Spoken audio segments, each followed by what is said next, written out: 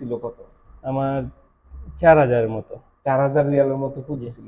আপনি কি দিয়ে বিজনেস শুরু করেছেন? আমি প্রথমে একটা ওয়েল্ডিং মেশিন কিনি, হুম, একটা আপনার ওই গ্রাইন্ডার কিনি, হুম, আর ওই কিছু টুকটাক সামান কিনি। কেনার পরে ওই আমি গাড়ি দিই, মানে ওই মাঝরাতে আপনার সর্দিতে বাসা বাড়িতে, হুম। এগুলাতে মানে আমি অল্প অল্প করে কাজ ওই যে করছি। মাজরা টাজরা যত একটু মানে ওই সানি টানি ওগুলা করতে হয়, খেমা, আপনার ওই গাড়ির গ্যারেজ, গাড়ির গ্যারেজ ওইগুলো আমি কাজ মানে করতাম। গাড়ি রাখার যে ইয়াটা আর জি কি। জি। তারপরে আমি 6 মাস পরে একটা দোকান নিছি। 6 মাস পরে দোকান জি। নিছেন।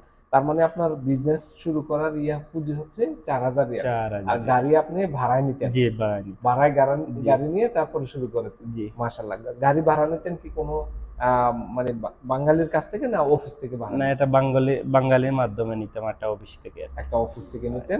গাড়ি ভাড়া নিয়ে আপনি কাজ শুরু করেছেন। মাত্র 4000 রিয়ালে উনি ওনার বিজনেস শুরু করেছেন। অলিউর রহমান ভাই, আগে আপনি দুবাই ছিলেন। জি, দুবাই ছিলাম দুবাইতে আপনি কত বছর জব করেছেন? প্রায় 11 বছর।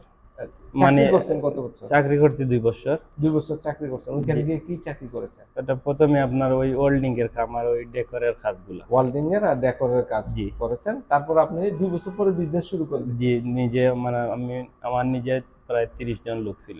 ৩০ জন লোক